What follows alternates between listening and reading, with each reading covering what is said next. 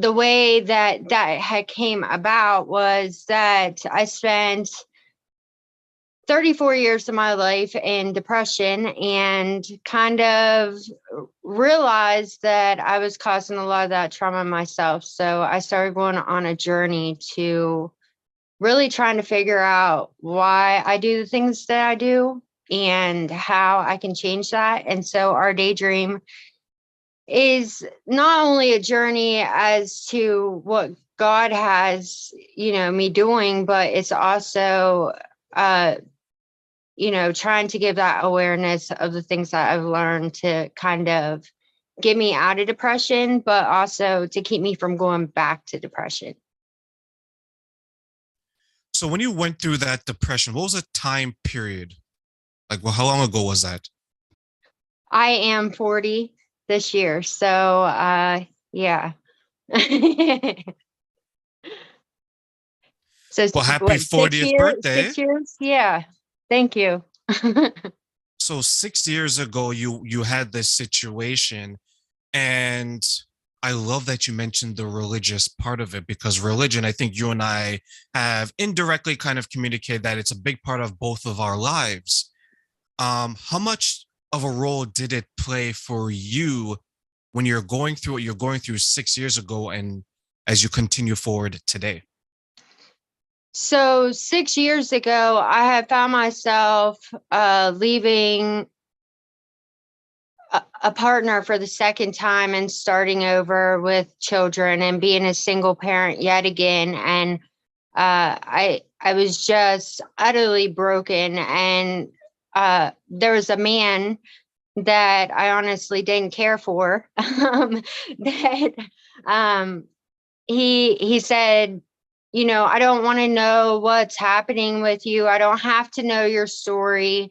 He said, but can I just pray for you? Well, for all those years before that, I was an atheist. I didn't believe in God. And, I just kept putting one step in front of the other, only to hit my head off the wall. And when the man had prayed for me, I felt the strength of God in that moment. And I realized that God was so much more than anything you could learn on Sundays from just listening to a pastor or anything that you could read in the book. He can touch you, and he can give you the strength whenever you need it. And so, that was the beginning stages of the evolution of this learning. It's like once I felt that touch, it was almost like I was being pulled into the healing. When I first came into the good word, I was very young, and for the most part, I had absolutely no idea what I was learning. I think, like many of us, right? We're kids, we're going because our parents bring us, and we don't necessarily understand. But I know that the clothes were fancy, the pants kind of itch on the Sunday when I went Right. there. But then there was a disconnect of myself and the church. But in my later teenage years, similar to your story, I was not in the best of spaces in my life.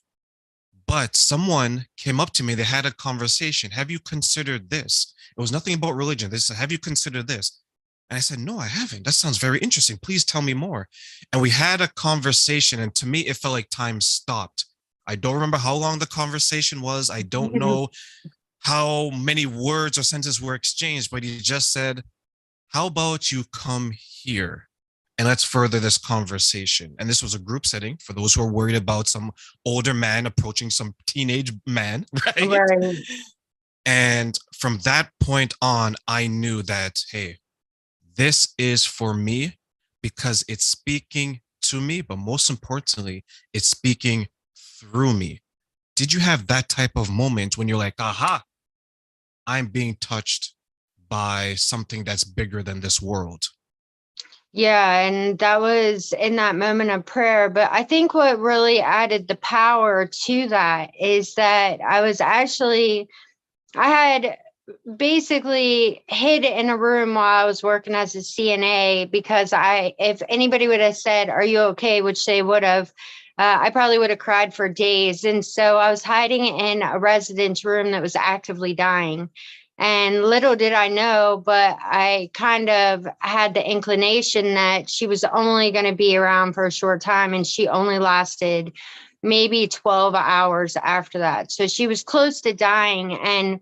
But for some reason that night, she wasn't talking like she was previously. And she rubbed my arm and she said, just believe.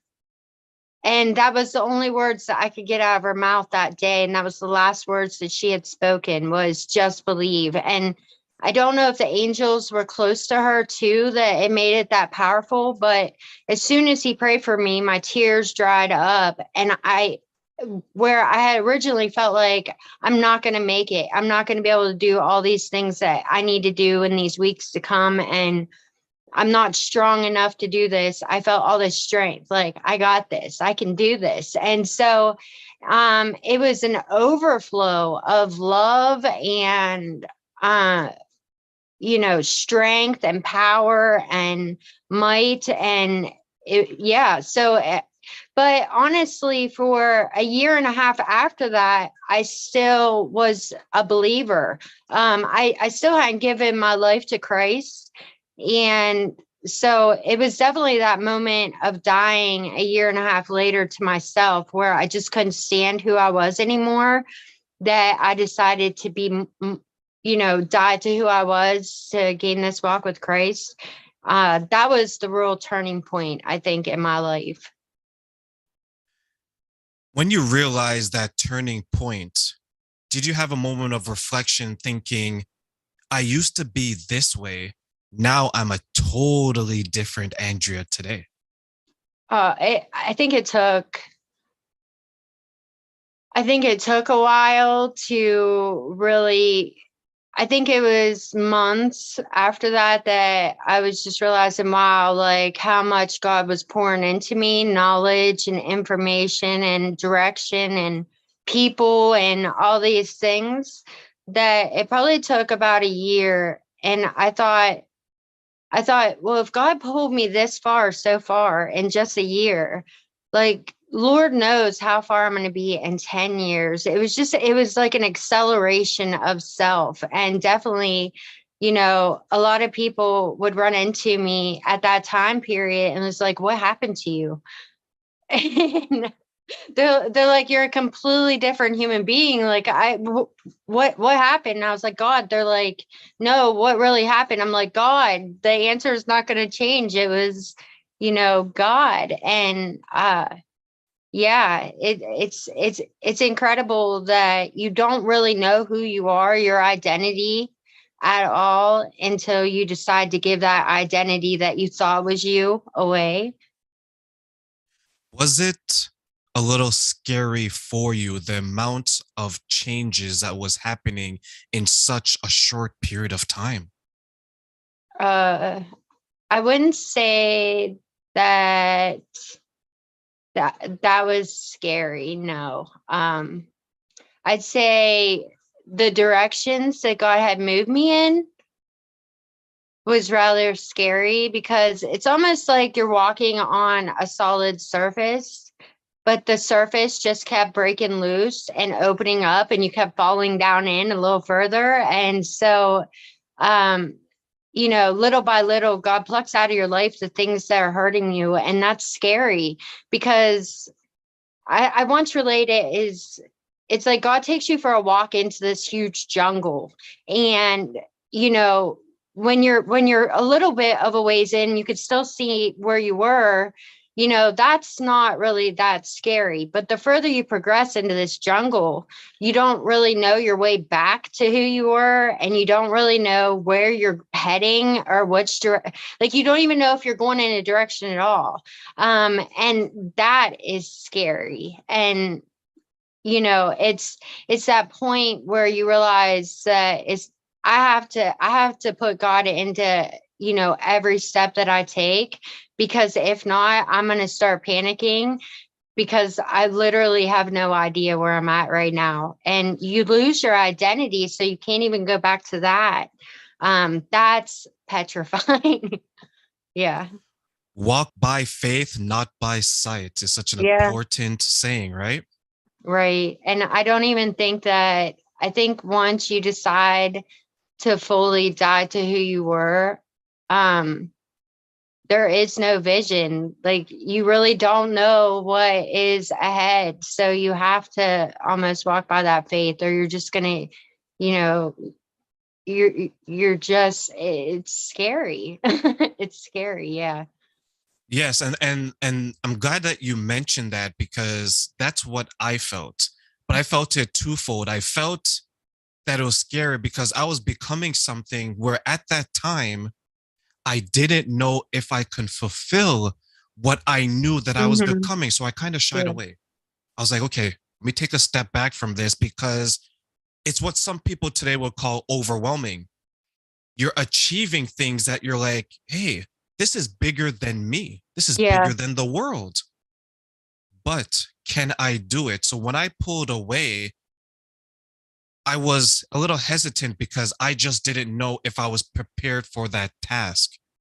But fast forward a few years later, here I am doing it again for the second time, but I feel that I'm more prepared because maybe it was a test that was like, hey, this is what your future is going to be like.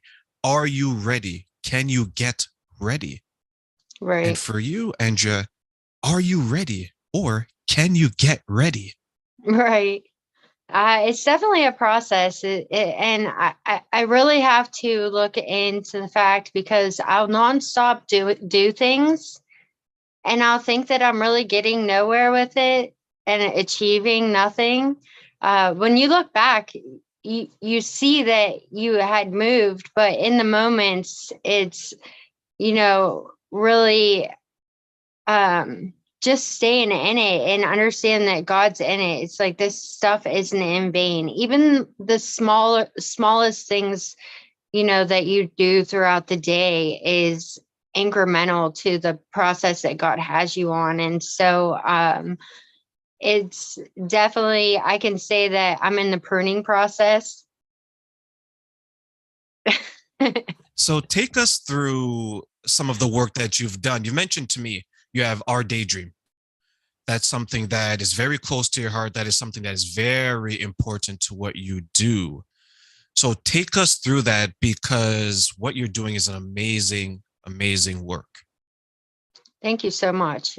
um I'm They say to have a direction in which the way that you're going. I think that that would be the easiest route, is to actually, be able to define what it is that you're doing and go in that direction. But then you also read in the Bible that God gives you talents.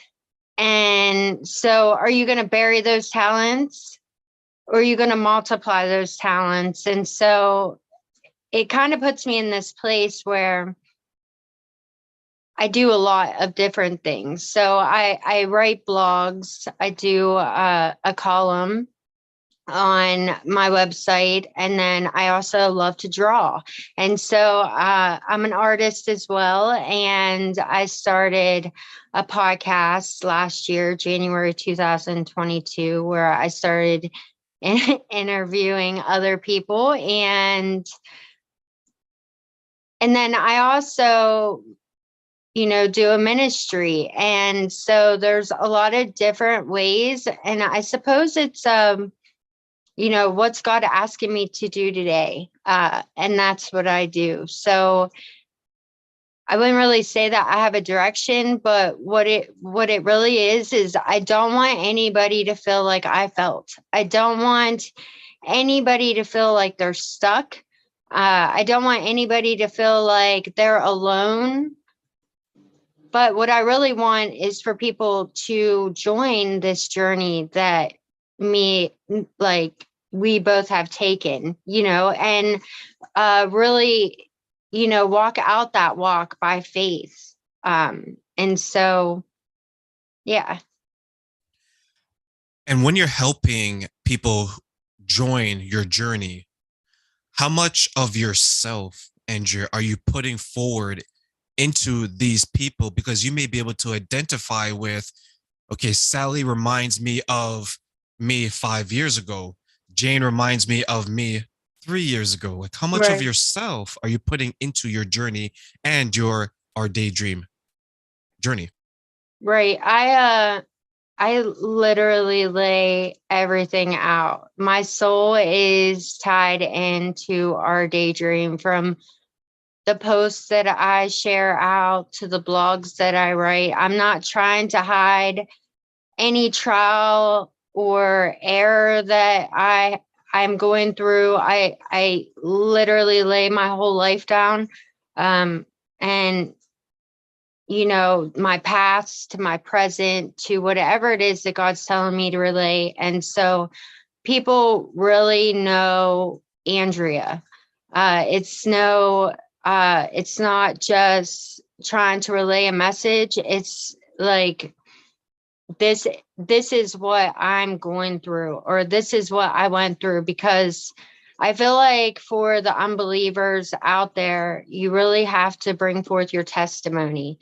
If you're putting on this face that says, I'm not going through any trial and I, praise Jesus all day long and life's perfect, we can see through people, right? People say something, we can see through it. If I say I'm having a good day and I'm really having a bad one, people know better just by, my energy that I'm putting off. And um, so it doesn't seem realistic, right? And so, but what I give away is everything that God's walking me through and God's showing me.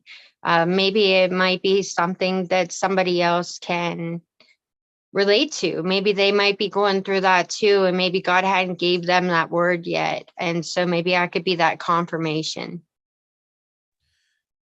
And while you're doing this as someone that is very transparent. You're open about your relationships, how they've turned out. You've mentioned you have children, or I think it's one child you have. Is that Three. correct?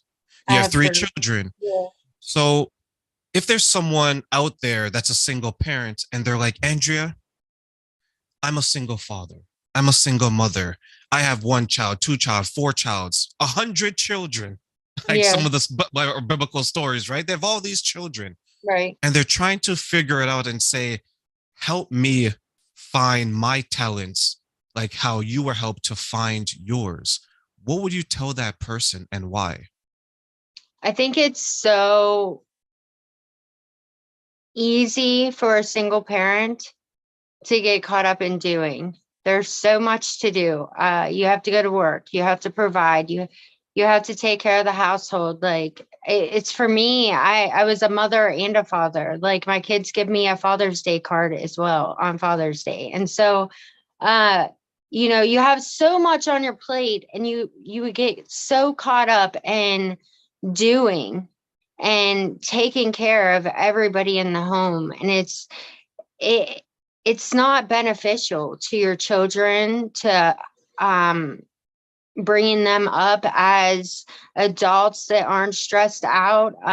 It's not beneficial to your mental health, to your physical health. It's not. And so it's really understanding, like, who am I without having to take care of all these responsibilities?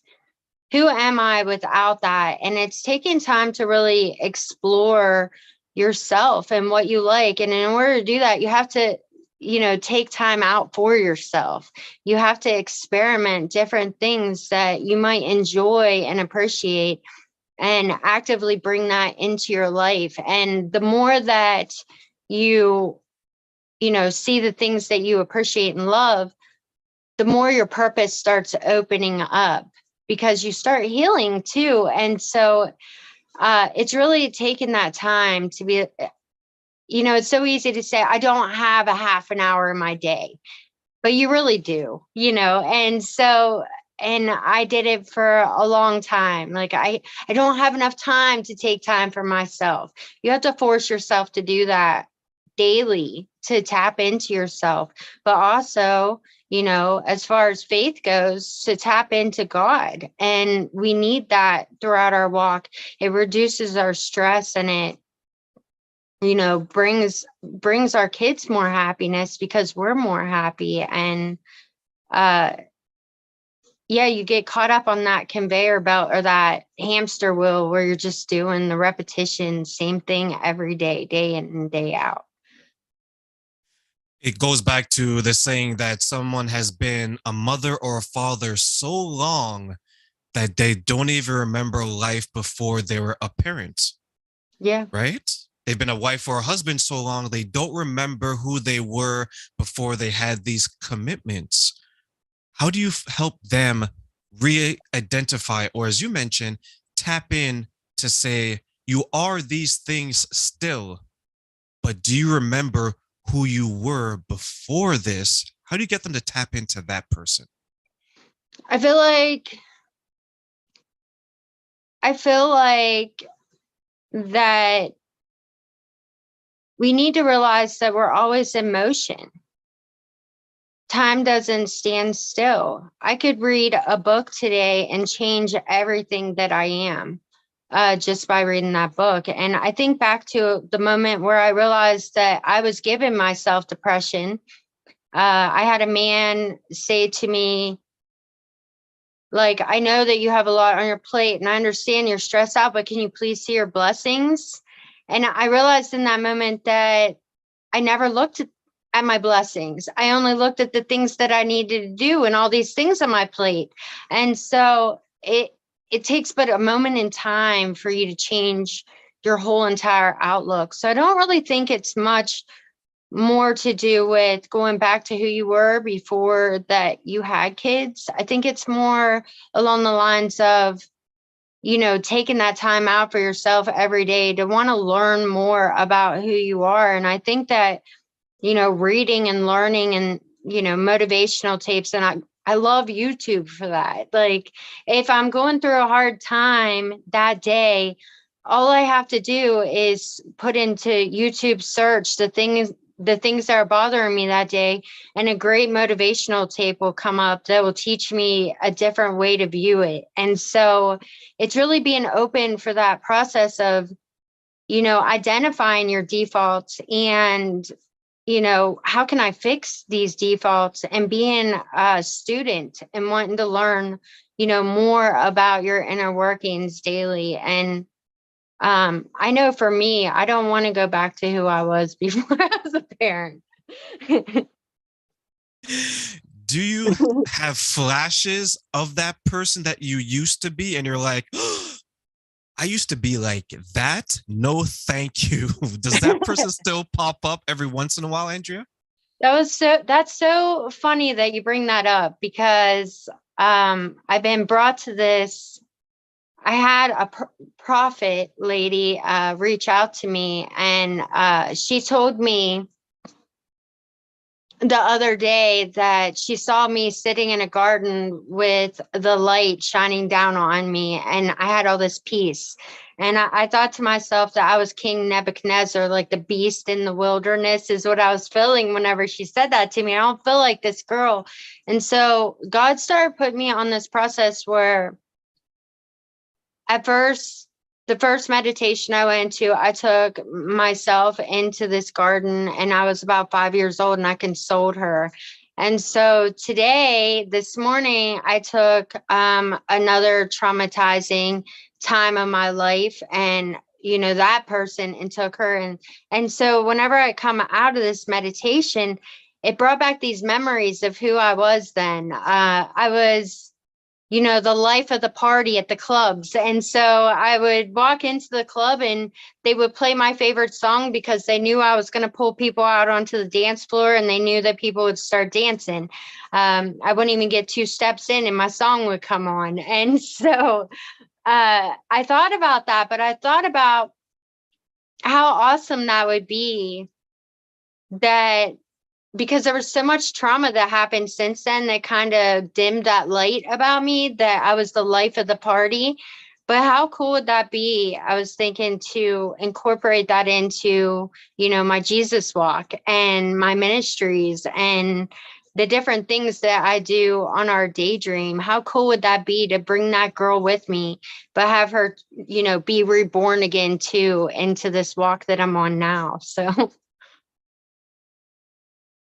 For those who are watching on Facebook, YouTube, and Twitch, please follow along and subscribe for more wonderful interviews with the lovely Andrea. You can catch her at Our Daydream, and we'll be